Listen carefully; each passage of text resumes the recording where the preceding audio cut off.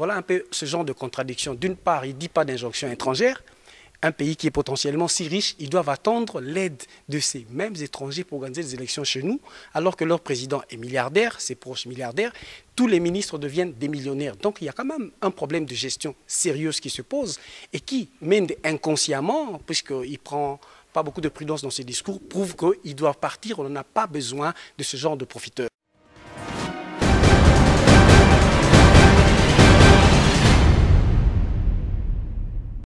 Souvenez-vous des événements du Congo-Brazzaville après les élections démocratiques, mais ça soit resté longtemps au pouvoir. Donc sur ce plan, la communauté internationale, à part la pression médiatique, n'est pas assez fiable. Il y a eu aussi tricherie des élections chez nous, l'irrégularité a été dénoncée, mais Kabila est au pouvoir jusqu'aujourd'hui et veut encore briguer un troisième mandat. Donc on revient aux thèses principales que les Congolais doivent se soulever, se mobiliser comme un seul homme. C'est à nous de renverser la vapeur et on prendra la position de force.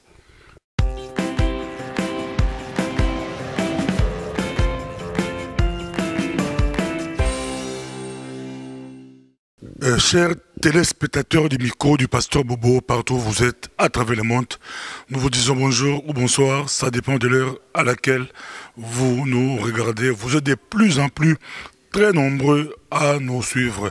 Nous sommes à Bruxelles, capitale de la diaspora congolaise, mais aussi capitale de l'Europe. Nous sommes avec Zebla Congo, Zebla Congo, que vous aimez tant. On l'appelle, surnommé les combattants intelligents, un des combattants très intelligents dans la diaspora. Bonjour Zebla Congo. Bonjour Pasteur Bobo, bonjour à tous nos téléspectateurs. On vous suit partout à travers le monde. Le contexte qu'on fait l'émission, vous le savez, l'Europe ou la Belgique est sous haute surveillance, la France aussi, par rapport aux événements qui s'est passé en France. Votre réaction?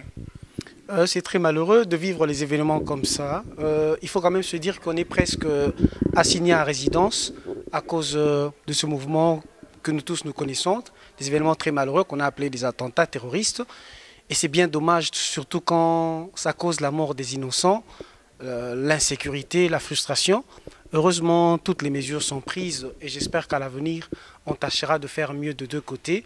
Du côté de ceux qui bercent dans cette violence gratuite, mais aussi une interpellation pour que les dispositions diplomatiques et la politique internationale changent de manière générale. Pour commencer directement, vous venez de la Hollande. Vous avez quelque chose comme colloque où on a traité les racines, on dit routes, ou les causes des conflits. Oui, en Hollande, il y a eu, il y a quelques semaines passées, un colloque sur la crise profonde des Grands Lacs et les opportunités de changement à l'avenir. C'était sous l'initiative d'un groupe de chercheurs, professeurs d'université, d'études sociales et politiques, mais aussi d'autres organisations internationales qui traitent de la politique internationale.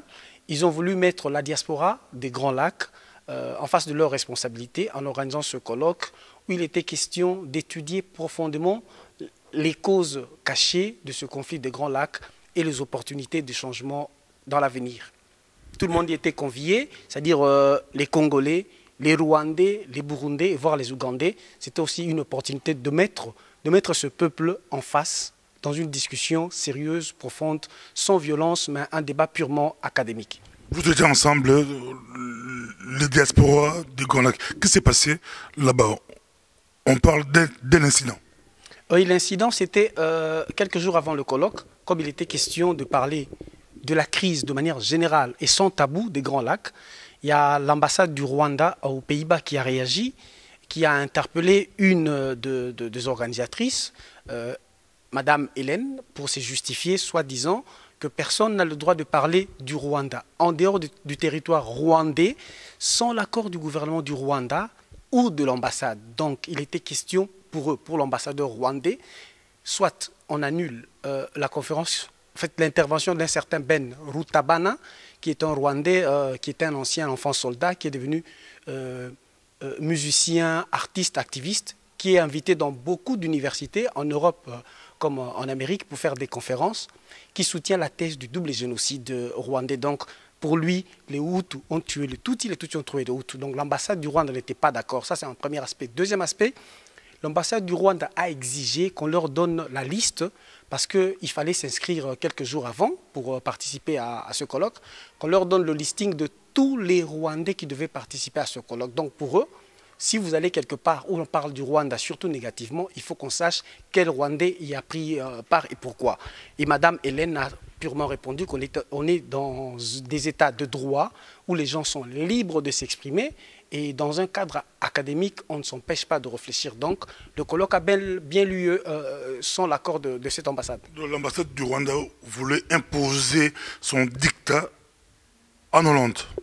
Et ce qui est très grave, c'est que l'ambassade du Rwanda interpelle les chercheurs et chercheuses, des professeurs d'université hollandais et des ONG hollandaises pour leur dire, même vous, vous n'avez pas le droit de parler de Rwanda autrement aux Rwandais que ce que leur gouvernement leur dit. Et malheureusement pour eux, ça n'a pas marché. Le colloque a eu lieu et on a eu des discussions très ouvertes sur les causes de Grand Lac. Ils ont voulu envoyer, soi-disant le premier jour du colloque, un membre de leur service pour essayer de suivre, de soupçonner les Rwandais qui allaient prendre part, mais les services de sécurité ne l'ont pas laissé passer. Il y a eu, pendant les ateliers, pendant les discussions, parce qu'il y a eu des exposants dans le colloque, il y a eu des conférences, mais il y a eu des moments où on était divisés en petits groupes dans des ateliers qui étaient chaque fois dirigés par un des organisateurs, c'est-à-dire chercheurs, profs d'université, où certaines personnes parmi ces professeurs nous ont démontré clairement l'implication du Rwanda dans la crise congolaise, où on nous a dit dans les ateliers, certains ont démontré les origines de celui qui est à la tête du Congo, c'est-à-dire Kanambe, où on a montré les pillages de nos richesses par beaucoup de sociétés minières et les multinationales internationales, parce qu'il faut quand même se dire que parmi les conférenciers, il y a eu certaines personnes qui ont beaucoup travaillé dans les ministères des Affaires étrangères hollandaises,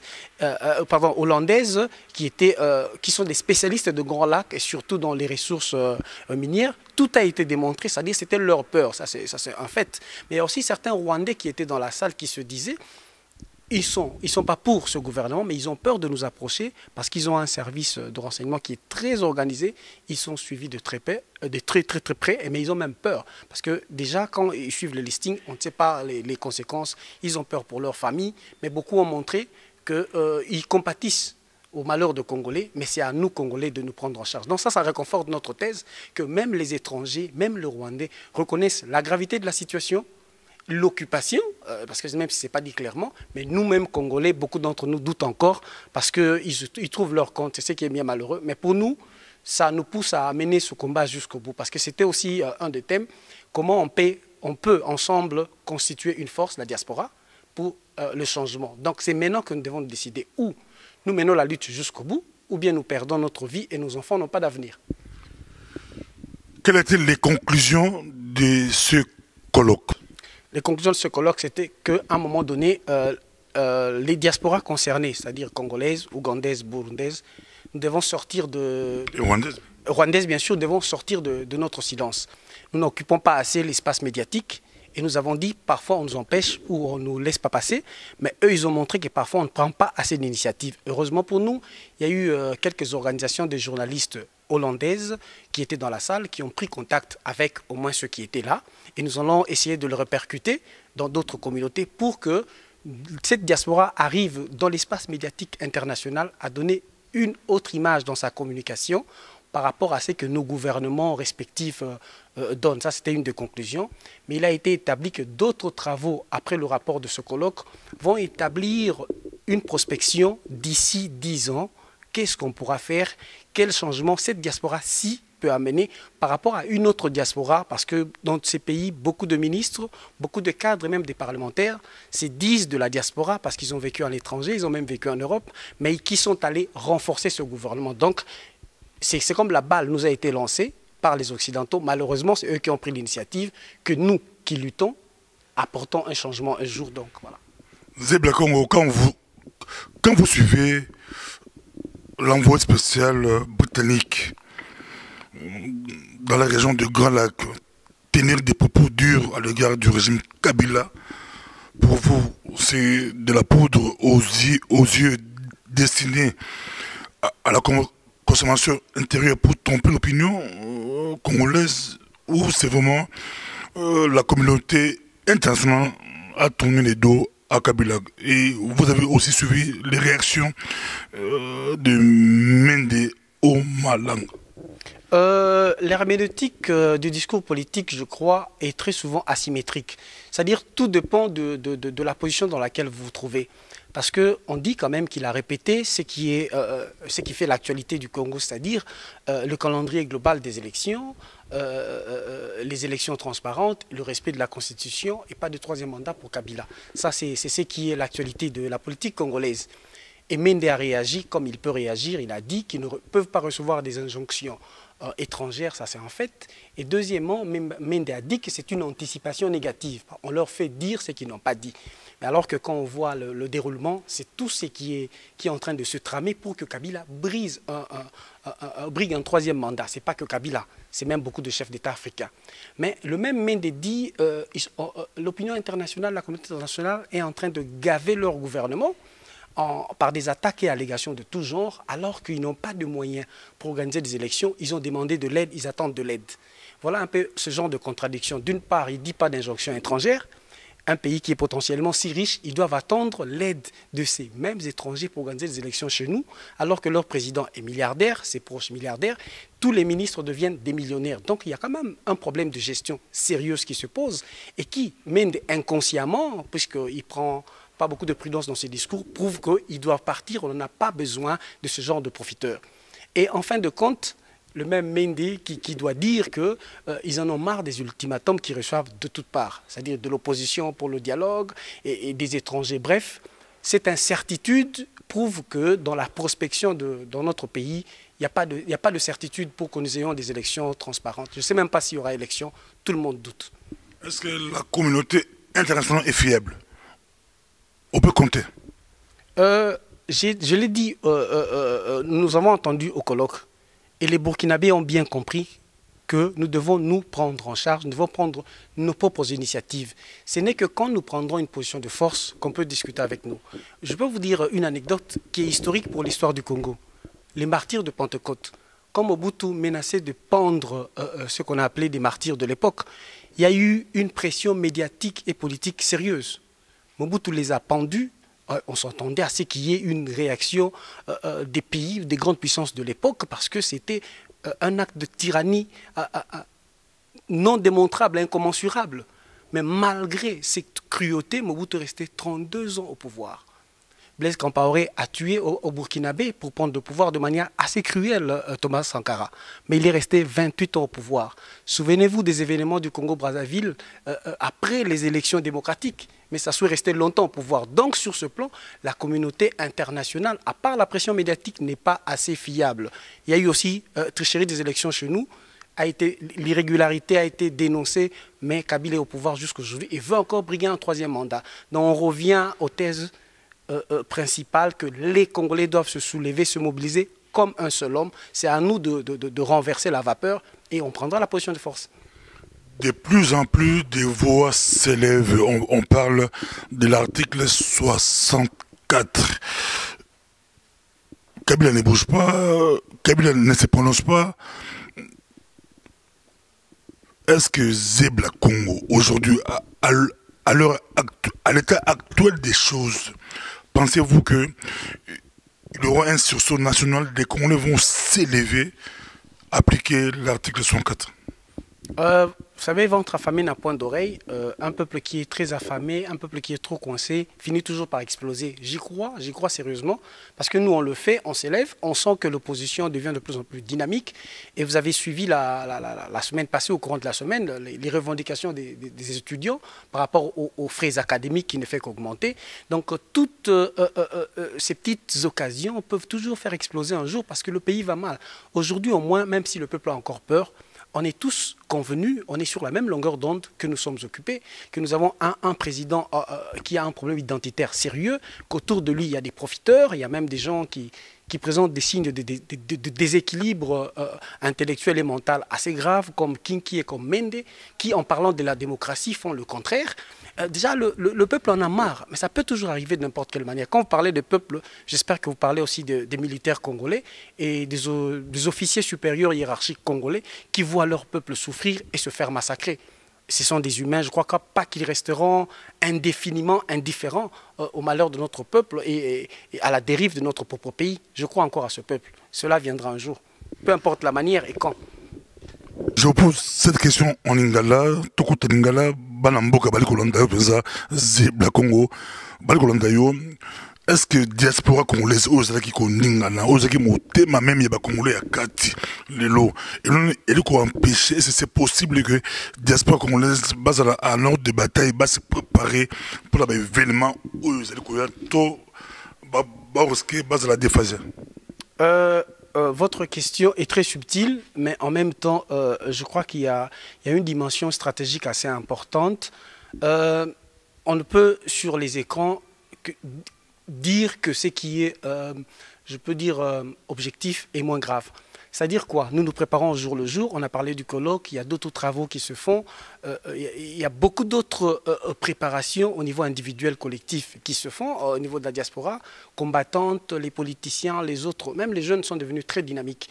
Mais ce n'est pas encore, ça a été des erreurs de maturité que nous avons commises il y a quelque temps. Ce n'est pas sur le petit écran qu'on peut tout dire. Est-ce que Elan en 2006, en 2011, c'est spontané. C'était spontané. Et la diaspora, est-ce que 2011, 2016, Elan a Macambo, moi, j'y crois, mais il faut aussi tenir compte d'un fait. Parce que, vous savez, quand il y a la massification, n'a jamais amené un changement de manière radicale. Dans cette massification, il faut aussi tenir compte d'un autre principe de Darwin, c'est-à-dire la sélection naturelle.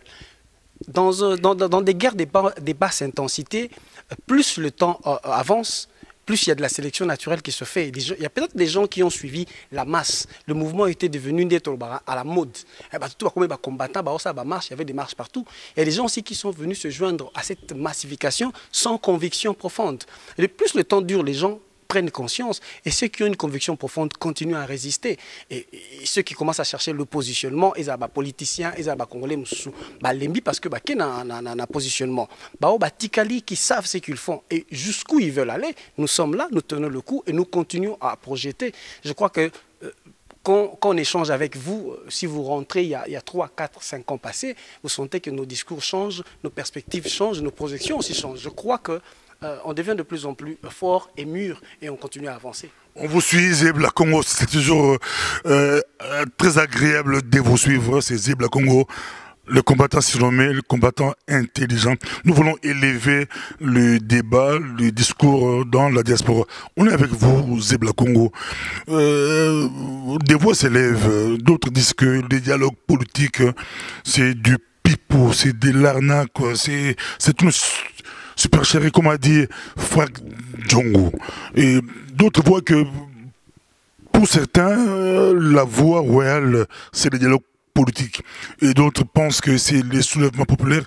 Mais pour toi, quelle est vraiment la solution? 2016 approche à grands pas. Même ces dialogues-là, Kabila le veut autrement. Ça ne correspond pas avec les aspirations des autres. Je crois que pour éviter chaque fois de retourner dans des collisions frontales qui va affaiblir la lutte dans toutes ses dimensions, ceux qui sont pour ce dialogue, ils n'ont qu'à aller. Et nous qui sommes contre, nous allons rester dans notre camp parce que moi je considère une dimension historique qu'il y a eu des moments dans notre pays où c'était nécessaire que les fils du pays se mettent autour de la table. Je cite 2 moments, il y en a beaucoup mais j'en prends 2 dans l'histoire. Il y a eu le conclave de Lovanium en 1961. C'était pour mettre fin à cette tendance sécessionniste kassaïenne et katangaise. Qu'est-ce qu'il en est sorti? Il y a eu le gouvernement d'Adoula qui a remplacé Iléo.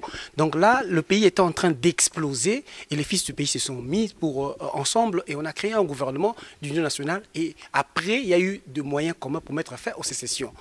Et le deuxième moment que je considère, c'était la conférence nationale souveraine. Qu'est-ce qu'il en est sorti? L'élection de M. Etienne Tshisekedi. Malheureusement, les circonstances et la dictature de l'époque l'ont empêché de travailler. Ça, c'était des moments que je trouve clés où les fils du pays sont mis autour de la table. Mais il y a eu 2 autres moments que je peux considérer. Un, je considère qu'il y a déjà eu lieu, c'est Sun City. C'était pendant l'occupation.